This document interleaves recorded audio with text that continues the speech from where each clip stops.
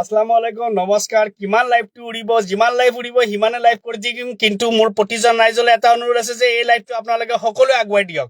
আপোনালোকৰ কষ্ট হৈছে, কিন্তু আপোনালোকে সকলোৱে আগুৱাই দিয়ক। বাৰে বাৰে মোৰ লাইভটো কাটি কাটি গৈ আছে, বাৰু যি হওক, ইনশাআল্লাহ আপোনালোকে সকলোৱে আগুৱাই দিলে এইখিনি কথা আগুৱাই যাব। বিশেষকে অলপ দেৰি আগত মই এই হিন্দুত্ববাদী নেতা ডক্টৰ প্ৰবীণ ভাই টুকৰীয়াৰ কিছু মন্তব্য শুনিলো। আচলতে কথাটো কি হৈছে জানে নাই, যিহেতু মিয়া এটা ব্ৰেণ্ড হয়, মিয়া আজি তাৰিখত নাম হৈ থকা নাই, কিন্তু মিয়া এটা ব্ৰেণ্ড হয়, আৰু এই ব্ৰেণ্ডটোক লৈ কিনে সকলোৱে যিহেতু ব্যৱহাৰ কৰি আছে, আৰু মুখ্যমন্ত্ৰী ডাঙৰীয়াৰো যিহেতু মিয়াৰ নাম লৈ লৈ তেখেতৰ জনপ্ৰিয়তা বাঢ়িছে, আৰু যিহেতু এতিয়া ভাৰতৰ ক্ষেত্ৰত তেখেতৰ জনপ্ৰিয়তা বাঢ়িছে, যিহেতু মিয়াৰ নাম লৈ কিনে, তো প্ৰবীণ ভাই টুকৰীয়া আকৌ কেনেকৈ পিছত থাকে, এজন হিন্দুত্ববাদী নেতা। তো সেইকাৰণে তেখেতে অসমত আহিছে। অসমত আহি তেখেতে ভাবিছে ময়ো অলপ মিয়াক কৃষ্ণতাচিল্য কৰাৰ পিছত চাগে মোৰো জনপ্ৰিয়তা বাঢ়িব, আৰু সেই বুলি তেখেতে মিয়াক লৈ কিনে কিছুমান মন্তব্য কৰিছে, যিবিলাক মন্তব্য আচলতে গ্ৰহণযোগ্য নহয়, আৰু তাৰে আজি কিছুমান প্ৰত্যুত্তৰ দিয়াৰ চেষ্টা কৰিম। তাৰ আগত আপোনালোকে সকলোৱে তেখেতে কি কৈছে আপোনালোকে সকলোৱে শুনি লওক। অসমৰ পৰা মিয়াক খেদিবলৈ এতিয়া কেইবাটাও মাষ্টাৰ প্লেন দিছে হিন্দুত্ববাদী নেতা প্ৰবীণ ভাই টুকৰীয়াই। মিয়াক খেদিবলৈ কোনো ধৰণৰ নথি পত্ৰৰ প্ৰয়োজন নাই, কেৱল মাত্ৰ ব্লাড টেষ্ট কৰিয়ে মিয়াক চিনাক্ত কৰিব পৰা যায়। তাৰ লগতে মিয়াসকলৰ যদি ৰেচন কাৰ্ড আছে তেনেহলে সেই ৰেচন কাৰ্ডসমূহ বাতিল কৰক, আৰু যিসকল মিয়াই MBBS ডিগ্ৰী লৈছে সেই মিয়াসকলৰ ডিগ্ৰী বাতিল কৰিবলৈ এতিয়া ভাৰত চৰকাৰক আহ্বান জনাইছে। সমান্তৰালভাৱে এতিয়া মিয়াক অসমৰ পৰা খেদিবলৈ মাষ্টাৰ প্লেন দিছে এতিয়া হিন্দুত্ববাদী নেতা প্ৰবীণ ভাই টুকৰীয়াই।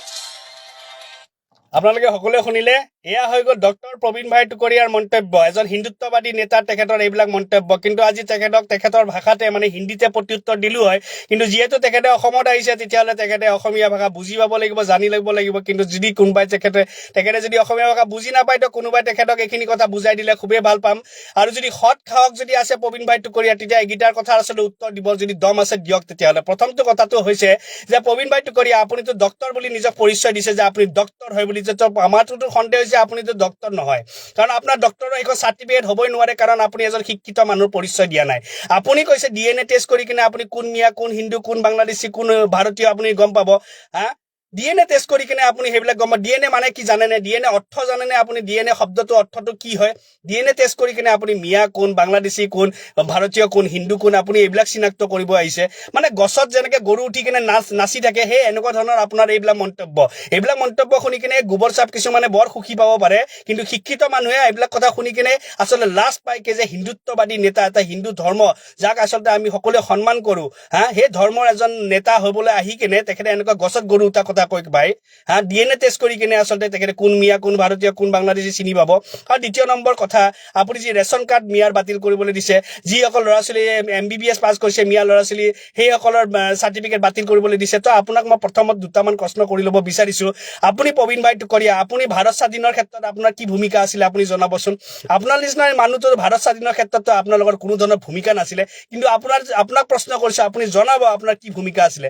দ্বিতীয় নম্বৰ কথা, আপোনালৈ এটা প্ৰশ্ন থাকিলে যে আপুনি হিন্দুত্ববাদী নেতা হৈ কিনে আছে নহয়, আপুনি হিন্দুত্ববাদী নেতা যিহেতু, তেতিয়াহ'লে আপুনি লগতে এজন ডক্টৰো বুলি কৈছে, তেতিয়াহ'লে আপুনি কেইজন হিন্দু দৰিদ্ৰ পৰিয়ালক আজিলৈ আপুনি বিনামূলীয়া কৰি চিকিৎসা কৰিছে, বিনামূলীয়াকৈ অপাৰেশ্যন কৰিছে, আপুনি জনাবচোন। কেইজন হিন্দু পৰিয়ালক আপোনালোকে সুস্থ কৰি কিনে, বেমাৰৰ পৰা সুস্থ কৰি কিনে আপোনালোকে বিনামূলীয়াকৈ তুলিছে? তেনেকুৱা আপোনালোকে উদাহৰণ দিয়কচোন। কিয় নিদিয়ে? আপোনালোকৰতো আজিলৈ কোনো ধৰণৰ তেনেকুৱা উদাহৰণ দেখা নাই। কেইটা হিন্দু পৰিয়ালক আপোনালোকে ৰাচন কাৰ্ড ফ্ৰীত বনাই দিছে? কিমানজন হিন্দু পৰিয়ালৰ ল'ৰা ছোৱালীক আজি আপোনালোকে সংস্থাপন কৰি দিছে? কিমানজন হিন্দু পৰিয়ালৰ ছোৱালী বোৱাৰীক আপোনালোকে বিয়া পাতাই দিছে? আপোনালোকে জনাবচোন। কিমানটো হিন্দু মানুহৰ কাৰণে, সুৰক্ষাৰ কাৰণে, বা হিন্দু পৰিয়ালৰ আগবাঢ়ি যাবলৈ কাৰণে, হিন্দু সমাজখন আগবাঢ়ি যাবলৈকে আপোনালোকৰ অৰিহণা কি জনাবচোন। আপোনালোকৰ একো অৰিহণা নাই, আপোনালোকে একো কৰা নাই সমাজখনৰ কাৰণে, কাৰণ আপোনালোকৰ সমাজখনৰ লগত কথা নাই, আপোনালোকৰ অকল নিজৰ পকেটখন গৰম কৰাৰ কথা আছে। আপোনালোকে হিন্দুত্ববাদী নেতা বুলি নিজক কৈ কিনে আপোনালোকে কি কৰিছে জানেনে? আপোনালোকে অকল নিজৰ পকেট গৰম কৰিছে, তাৰ বাহিৰে আপোনালোকে একো কৰা নাই। আপোনালোকে হিন্দু সমাজৰ কাৰণে আপোনালোকে একো কৰা নাই আজিলৈ, আৰু আপোনালোকে নকৰে। আপোনালোকে অকল ভাৰতখনত হিন্দু মুছলমান লগাব পাৰিব, আপোনালোকে অসমত কেনেকৈ অসমীয়া মিয়া বুলি কৈ কাজিয়া লগাব পাৰিব। আপোনালোকৰ সেইটোৱে পৰিকল্পনা যে এইবিলাক কৰি কিনে আপোনালোকে যেন মুনাফা লৈ থাকে। কিন্তু আপোনাক জানিবলৈ কৈ থৈ দিওঁ যে আপুনি যি মিয়াক তুচ্ছতাচ্ছিল্য কৰি আছে, এই মিয়া কিন্তু বাংলাদেশী নহয়, এই মিয়া এই ভাৰতৰে এটা অংশ, এই মিয়া এই অসমৰ এটা অংশ। তেখেতসকল ইয়াৰে হয়, তেখেতসকল এটা ব্ৰেণ্ড হয়, আৰু তেখেতসকলে অসমীয়া হয়, কাৰণ তেখেতসকলে সৰ্বস্ব ত্যাগ কৰি কিনে নিজৰ মাতৃভাষা অসমীয়া লিখি তেখেতসকলে অসমীয়া জাতিৰ লগত নিজক বিলীন কৰি ধৰিছে।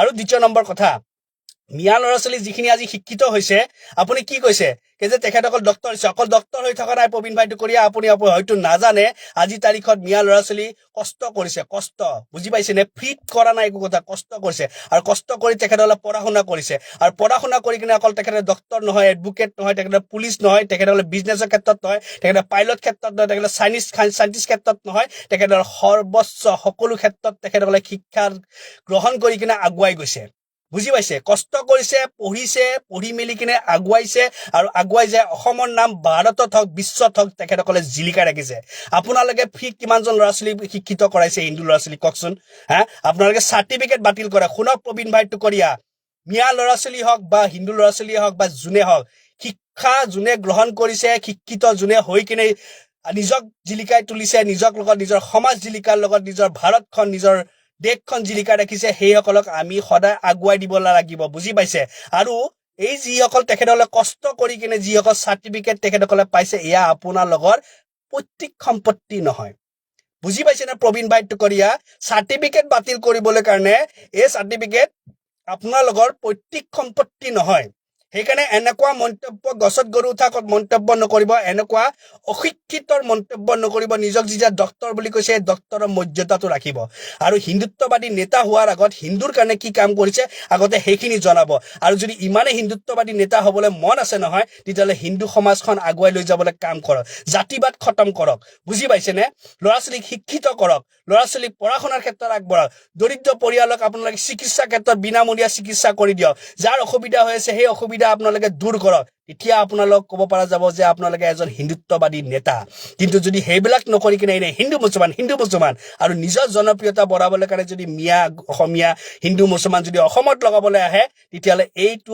আপোনাৰ ভুল ধাৰণা অসমত হয় আমি কেতিয়াবা অসমীয়া মিয়া আমি কেতিয়াবা যুদ্ধ কৰোঁ কেতিয়াবা কাজিয়া কৰোঁ এয়া ককাই ভাইৰ মাজত কাজিয়া এয়া আমাৰ কোনো শত্ৰুতাৰ ব্যক্তিগত শত্ৰুতা নহয় আমি আজিও মিলি আছো আৰু আমি ভৱিষ্যত কালতো মিলি থাকিম কাৰণ এইখন অসম শংকৰ ৰাজনৰ দেশ বুলি আমি কৈছো এইখন অসম আমি লাচিত বৰফুকন বাঘ হাজৰিকাৰ দেশ বুলি কৈছো আৰু ইনশাআল্লাহ আমি তেনেকৈ মিলি থাকিম আপোনাৰ নিচিনা প্ৰবীণ ভাই টুকুৰীয়া এজন নহয় 100 জন নহয় 1 লাখ জন যদি এই অসমত ভৰি দি কিনে যদি আমাক ভাগ কৰিবলৈ চেষ্টা কৰে এই ভাগ কেতিয়াও কৰিবলৈ নোৱাৰে আৰু মিয়া ব্ৰেণ্ড হয় ব্ৰেণ্ড প্ৰবীণ ভাই টুকুৰীয়া আপোনাৰ নামৰ অস্তিত্ব নাথাকিব পাৰে মিয়াৰ অস্তিত্ব আছে আৰু সৰ্বোচ্চ কাল সদায় থাকিব কাৰণ মিয়া এটা ব্ৰেণ্ড হয় যাৰ ব্ৰেণ্ডৰ নাম লৈ কিনে আপুনি নিজক জনপ্ৰিয়তা কৰিবলৈ আহিছে জনপ্ৰিয় হৈ গ'ল আজি আপোনাক যিহেতু প্ৰত্যুত্তৰ দিলে আপুনিতো জনপ্ৰিয় হৈয়ে গ'ল বুজি পাইছে আপুনি জনপ্ৰিয় হৈ গ'ল কিন্তু যদি সঁচাকে যদি আপুনি যদি এজন যদি সঁচাকে শিক্ষিত মানুহ আৰু যদি গাত যদি হিন্দু তেজ আছে তেতিয়া হিন্দু দৰিদ্ৰ পৰিয়ালৰ কাৰণে কেতিয়াবা